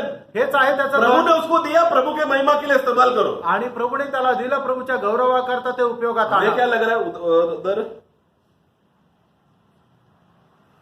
उधर उसमें लिखा है उसका आखिरी भाग पढ़ना, ये मनुष्य उसका उस समय सबसे धनवान, कि पूर्व देशों के लोगों में हाँ पूर्व देशों में से लोगों में सबसे बड़ा था. सबसे बड़ा अय्यूब है. क्या दिखाने के लिए? उसका धन संपत्ति दिखाने के लिए क्या बड़ा था? आणि त्याची धन संपत्ती दाखवण्याकरता तो मोठा होता का? ये सबसे बड़ा किस बात पर है? आणि सगळ्यात मोठा तो कुठल्या गोष्टीमध्ये कोई आहे? भी छोटा बात हो, बलिदान करने के लिए सबसे पहला खड़ा होने वाला अय्यूब था. आणि कुठल्याही गोष्टीमध्ये बलिदान करण्यामध्ये योग सगळ्यात पुढे राहायचा. छोटा बात भी रहेगा. आणि छोटी गोष्ट असली उसका अगला वाक्य में लिखा है वो छोटी बात क्या है? आणि पुढच्या वचनामध्ये लिहिलंय ती लहान गोष्ट काय आहे. अय्यूब के नजर में बड़ी बात है वो, आणि योबाच्या दृष्टीने खूप मोठा कि आहे. मेरे बच्चे लोग गलती से जाने अनजाने में कुछ गलती कर बैठा तो किया नहीं है, लेकिन किया रहेगा तो.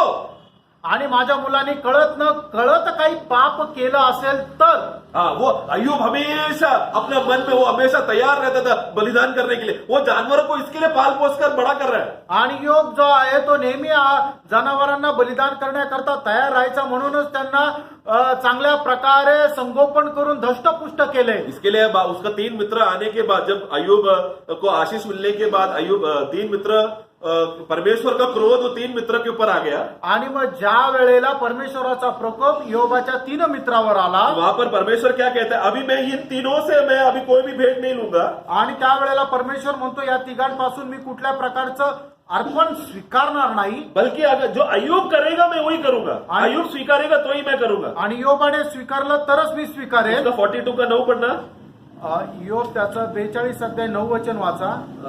सॉरी उसका 7 वचन वाचा. ऐसा हुआ कि जब यहोवा ने ये बातें अय्यूब से कह चुका, हाँ. तब उसने तेमानी एलीफज से कहा, हाँ. मेरा क्रोध तो तेरे दोनों मित्रों पर भड़का है, हाँ. क्योंकि जैसे ठीक बातें मेरे दास अय्यूब ने मेरे विषय में कही है, हाँ. वैसे तुम लोगों ने नहीं कही. देखो परमेश्वर हमेशा अय्यूब की बातों के मन में ही रहता था. उनके मित्र भले ही सेवक हो, लेकिन परमेश्वर का क्रोध अभी भी उनके ऊपर है. आणि योग जे काय बोलायचं त्याचं परमेश्वराला खूप आवडायचं. त्याचे जे मित्र आहे ते परमेश्वराचे सेवक जरी असले तरी त्यांचं बोलणं देवाला आवडत नव्हतं. आगे बढ़ना. इसलिए अब तुम 7 बैल हाँ. और 7 हाँ. मेढ़े छाट कर मेरे दास अय्यूब के पास उसका 9 पढ़ना. यह सुन तेमानी एलीफज शुही बिल्दद और नामाती सो पढ़ने जाकर यहोवा की आज्ञा के अनुसार किया, हाँ. और यहोवा ने अय्यूब की प्रार्थना ग्रहण की.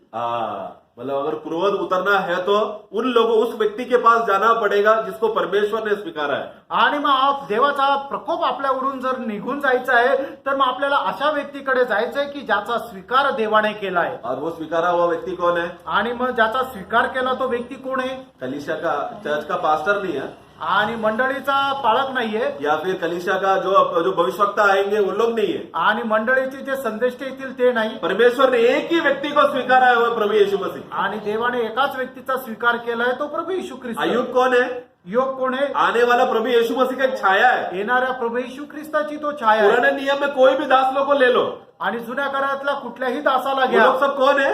ते सगळे कोण आहे? आने वाले यीशु मसीह के छाया है. येणाऱ्या येशू ख्रिस्ताची छाया आहे. अभी नए नियम का कोई भी दास ले लो, आणि नवीन कराराचा कुठलाही दास घ्या, हमारा कलीसिया का सेवक भी ले लो, आणि आपल्या मंडळीचा सेवकही घ्या. वो लोग कौन है? ते कोण आहे? आया हुआ मसीह का छाया है. आलेल्या ख्रिस्ताची छाया आहे. अभी के नए नियम का अधिकारियों का, कलीसिया के अधिकारियों प्रधानियों का जिम्मेदारी क्या है? आणि मंडळीचे जे वडील लोक आहेत त्यांची जबाबदारी काय जो आहे? आया हुआ मसीह कितना श्रेष्ठ है, वो अधिकारी व्यक्ति की और हमारा मन करने का जिम्मेदारी है अभी के सेवकों का. आणि आलेला प्रभू येशू ख्रिस्त किती श्रेष्ठ आहे त्याच्याकडे आपलं मन लावण्याची जबाबदारी त्यांच्यावर आहे. प्रभु ने इसके लिए हमें कलीसिया में हमको जिम्मेदारी दिया है. आणि याच्याकरता देवाने आपल्यावर मंडळीमध्ये जबाबदारी ठेवलेली आहे. हमें कलीसिया में सेवकों को और अधिकारी को क्यों दिया? ताकि हम लोग सब लोग पूर्ण मन से संसार की सब बातों को छोड़कर दोबारा प्रभु की ओर फिरे. आणि देवाने वडील लोक, अधिकारी लोक का दिलेले आहे की आपण जगापासून मन परिवर्तन करून आपण आपलं मन मन देवाकडे लावावं. मुझे अभी भी याद है, प्रभु का दास हमेशा बोलता था हमें रोज मन फिरना चाहिए, रोज मन फिरना चाहिए. करे कितने बार संदेश में हमको याद दिलाया. आणि प्रभूचा दास नेहमी आपल्याला म्हणतो की आपण दररोज पश्चाताप करायचा आहे, दररोज पश्चाताप करायचा आहे, असं कितीतरी वेळा संदेश मध्ये सांगितलंय. है ना, आप लोग को याद रहेगा, तुम्हाला लक्षात क्योंकि मेरे से असेल. ज्यादा आप लोग ने सुना है. कारण माझ्यापेक्षा जास्त तुम्ही ऐकले. क्यों ऐसा बोल रहे हैं? असं का म्हणत आहे? क्योंकि वही उनको जिम्मेदारी दिला है. कारण त्यांना तीच जबाबदारी प्रभु ने भेटली. जिन लोगों को उनके हाथ में सौंपा, एक ही बात बोलना, मन फिरो, प्रभु की ओर लौटो, प्रभु के हमारा मन उस मसीह की ओर केंद्रित रहे. यही हमारा लक्ष्य रहना आणि चाहिए. आपण पश्चाताप करायचं आणि आपलं संपूर्ण लक्ष त्या ख्रिस्ताकडे लावायचंय. आज हमें प्रभु ने एक नया साल दिया. आणि प्रभूने एक नवीन वर्ष आपल्या आयुष्यात दिलं. हम लोग गया साल हम लोगों ने नहीं सोचा हम लोग को 2021 मिलेगा करेंगे. आणि मागील वर्षामध्ये आपण नव्हतं विचार केला की आपण 2021 मध्ये आपण प्रवेश करू. जैसा लॉकडाउन शुरू हो गया, हमारा क्या सोच रहा था, प्रभु अभी तो पक्का आ गया क्योंकि लॉकडाउन हो गया दुनिया में. आणि मग जसं लॉकडाऊन झालं तसं आपल्या मनात काय विचार आला की आता प्रभू लवकर येणार आहे, कारण आता जगाचं लॉकडाऊन झालंय. लेकिन प्रभु आपको अभी भी समय दे रहा है. आणि अजूनही देव आपल्याला वेळ देत आहे. क्योंकि प्रभु जानता है कि हमारे अंदर अभी भी मन फिरने का बहुत से भाग बाकी है, जहां पर हमको मन फिरकर दोबारा प्रभु की ओर लौटना है. कारण परमेश्वराला ठाऊक की आपल्या जीवनामध्ये अजूनही काही गोष्टी की ज्याच्या संबंधाने आपण पश्चाताप करून मन परिवर्तन करण्याची गरज आहे. जितना भी समय हमको मिलता है, हमें उस प्रभु की ओर हमें देखना है. आणि जेवढा वेळ आपल्याला भेटतो आपण तेवढा वेळ प्रभूकडे आपण पाहायचं. परमेश्वर इस विषय में बहुत जिद्दी है. आणि परमेश्वर या गोष्टीमध्ये खूप हट्टी आहे. क्योंकि परमेश्वर ने पुत्रों को दुनिया में क्यों भेजा कि मसीह सब बात में प्रधान बन जाए. कारण देवाने ख्रिस्ताला या जगामध्ये का पाठवलं? कारण ख्रिस्त सर्व गोष्टीमध्ये प्रथम असं व्हावं. परमेश्वर अगर एक बात पर जिद किया, उस जिद के खिलाफ कोई खड़ा रह सकता है क्या? आणि देवाने एखाद्या गोष्टीचा हट्ट जर केला तर त्याच्या विरोधात कोणी उभा राहू शकतो का? आप लोग बात समझ रहे हो गंभीरता को? आणि त्या गांभीर्याला तुम्ही समजत आहात असं हम माझा लोग विचार कभी भी आहे. मृत्यु के खिलाफ हम लोग जिद कर सकते हैं क्या? आणि मरणाच्या विरोधात आपण काही हट्ट करू शकतो का? नहीं ना. नाही. लेकिन मृत्यु को हराना कौन हरा सकता है? आणि मरणावर विजय कोण प्राप्त करू शकतो? क्योंकि ऐसा क्यों हुआ? असं का झालं? क्योंकि परमेश्वर ने जिद किया कि वो अपने पुत्रों को भेजेगा, मनुष्य जात को उद्धार देगा. कारण परमेश्वराने हा हट्ट केला की तो त्याच्या पुत्राला पाठवेल आणि मनुष्य प्राण्यांचा तो तारण करेल. है ना. उस जिद के सामने कौन खिलाफ खड़ा हो गया? आणि त्याच्या त्या इच्छेसमोर कोण उभं राहिला? शैतान और दुष्टात्मा, सेनाएं, मृत्यू, पाप, ये सब उसके खिलाफ खड़ा था. आणि सैतान, त्याचे स्वर्गदूत आणि पाप, अधोलोक हे सगळं त्याच्या विरोधात उभे हमने राहिले. अभी पहला कोरिन्थियों 15 अध्याय में पढ़ा है, आखिरी शत्रु जो मृत्यु है उसको भी प्रभु ने हरा दिया. आणि पहिले करंथीकराचं पत्र त्याच्या 15 अध्यायामध्ये आपण पाहू शकतो की शेवटला शत्रू मृत्यू त्यालाही नाश केलं. परमेश्वर ने अगर एक बात पर जिद किया, मैं मेरे लोगों से मैं प्रेम करता हूं और इस प्रेम से कोई अलग नहीं कर सकता, वो एक वचन है, वो एक आज्ञा है, वो उनका जिद है, वो जिद के खिलाफ कोई नहीं जा सकता. आणि मी माझ्या लोकांवर प्रेम करतो आणि त्यांना माझ्यापासून कुणी हिरावणं घेऊ शकत नाहीये असं ज्या वेळेला परमेश्वर बोलतो त्यावेळेला त्याच्या विरोधामध्ये कोणी उभं राहू शकत नाही. वो जरा सोचो, वैसा एक जिद है कि मसीह सब बात में केंद्र बन जाए. आणि मग अशा प्रकारची एक हट्ट आहे की ख्रिस्त सर्व गोष्टीचा केंद्र व्हावा. जिद बोलते समय में वो परमेश्वर का प्रेम है हमारे ऊपर. आणि तो हट्ट म्हटलं म्हणजे ते परमेश्वराचा आपल्या संबंधाने वो असणारा एक प्रेम प्रेम का आहे. स्वभाव है हमारे ऊपर. आपल्या संबंधाने देवाचा प्रेमाचा स्वभाव आहे. जैसा माता पिता अपना प्रेम कैसे एहसास करते हैं, अगर बच्चे लोग कुछ गलत करेंगे तो माता पिता जिद्दी होकर बोलते नहीं नहीं नहीं नहीं, तू ऐसा नहीं कर रहा, तू गलत रास्ते में जा रहा है, शिक्षण देते, वो बच्चे को सुधार कर सही रास्ते में लाता है. लेकिन माता पिता बोला अरे चलेगा बेटा, तू कर ले, मनमानी बोला तो. आणि मग ज्या वेळेला मुलं एखादी गोष्ट चुकीची करतात त्यावेळेला आई वडील काय करतात, त्याला त्या चुकीपासून परावृत्त करतात आणि मग त्याला चांगल्या शिक्षणामध्ये वाढवतात. पण ज्या वेळेला आई वडील म्हणतात ठीक आहे मुला तुझ्या मनमर्जीप्रमाणे चाल असं म्हटलं तर बच्चा बिगड़ जाएगा, फिर कोई नहीं बचाएगा उसको. आणि मुलगा बिघडून जाईल, मग त्याला कोणी वाचवणार इसी नाही. तरह हमारा परमेश्वर, हमारा अब्बा पिता हमसे कितना प्रेम करता है. आणि त्याचप्रमाणे आपला परमेश्वर आपल्यावर किती प्रेम वो करतो. प्रेम में, वो प्रभु जिद में था कि मैं ऐसा एक प्रजा चाहता हूं, एक ऐसा झुंड चाहता हूं जो मेरे खुद के रहेंगे. आणि मग त्या प्रेमामध्ये राहून परमेश्वर म्हणतो की माझी ती खास प्रजा राहतील की जे माझे राहतील. इसलिए प्रभु आज हमको देखकर बोल रहे हैं, डर मत, मैंने तुझे छुटकारा दे दिया, तू आज से मेरा है. आणि म्हणूनच परमेश्वर आपल्याला म्हणत आहे की घाबरू नको, मी तुला मुक्त केलेला आहे आणि तू आजपासून माझा आहे. इसलिए प्रभु का आगमन तक, प्रभु का वापस आने तक, कभी होगा मालूम नहीं, बहुत जल्दी होए, प्रभु का आगमन तक हमें उस खुशी में, हम आनंद में रहे कि हम प्रभु के हैं. आणि प्रभूच्या आगमनापर्यंत आपण त्या आनंदामध्ये राहावं की प्रभूने माझा मुक्त केलेले आणि मी आता त्याचा आहे. इसे और प्रभु का आगमन के लिए एकदम आशा से भरकर प्रभु का इंतजार बाट जोते हुए हमेशा तैयारी में रहे आणि प्रभूच्या आगमनाकरता आपल्या स्वतःला तयार करत त्याची वाट पाहत राहा और हमेशा भले कार्य करने के लिए मसीह में वो आनंद में बढ़ने भला कार्य क्या है कि मैं हमेशा मसीह में बना रहूं। मसीह मेरे अंदर आएगा तो भला कार्य प्रकट होगा। उस भला कार्य में हमेशा पवित्रता के साथ जीने के लिए प्रभु हम सबको सहायता करे। आणि नेहमी आपण ख्रिस्तामध्ये राहावं आणि ख्रिस्त आपल्यामध्ये राहावं। कारण का की ज्या वेळेला ख्रिस्त आपल्यामध्ये राहील त्यावेळेला निश्चितच सर्व प्रकारचे चांगले काम जे आहे ते आपल्या जीवनामध्ये होत राहतील। त्याच्यासाठी प्रभू या वचनाच्या द्वारे तुम्हाला आशीर्वादित करू। Praise the Lord. Praise the Lord.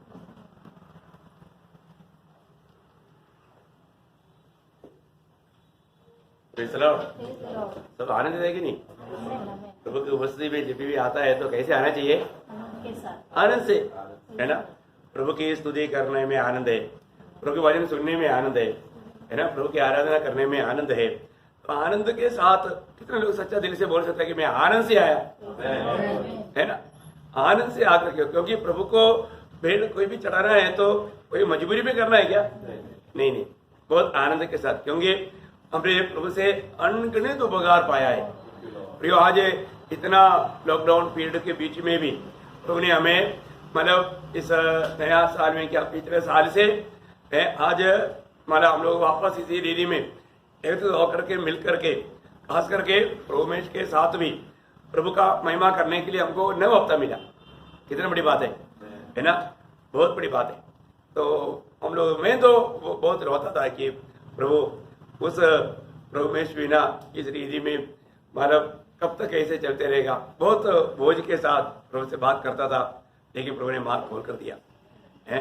आज ये कितना खुशी की बात है हम लोगों को, मतलब प्रभु यीशु मसीह के उत्साह कालवरी सूली की मृत्यु को याद करते हुए उस यादाइश के लिए प्रभु के आगमन तक करने के लिए दिया, वो यीशु में भी शामिल होने के लिए प्रभु ने हमें कृपा दिया। हमें प्रभु ने मतलब हम अपना मतलब प्रभु का नीच प्रजा, प्रभु का एक भाग, प्रभु का घराने के लोग, ये सब बोलने का मतलब, या प्रभु का संतान, ये सब बोलने का मतलब एक कितना अनोखी बात है। प्रभु धन्यवाद देते हैं। अभी 2 मिनट प्रिया शायद सिस्टर और अपने के लिए गवाही के लिए देंगे। 2 मिनट जल्दी प्लीज।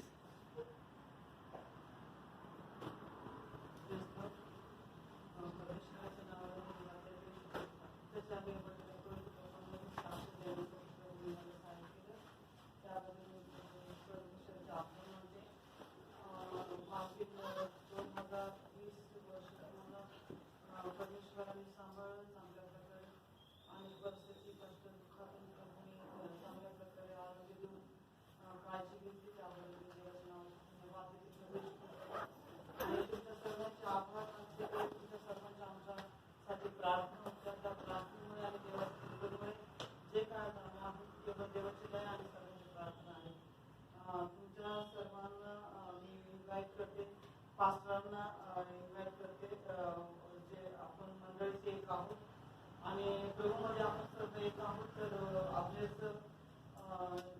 जानेवारी 30 तारखेचं बुधवारी 4:30 वाजता राजेश्वरी हॉलमध्ये लग्न आहे। तर तुमच्या सर्वांच्या प्रार्थना आणि तुम्ही सर्व उपस्थित राहावा ही मी तुमच्याकडे अपेक्षा करते। लग्नाला येऊन आणि आवडलेला आणि होणारी जी त्याची पत्नी आहे तिला आशीर्वाद द्यावा सर्वांना विनंती करते।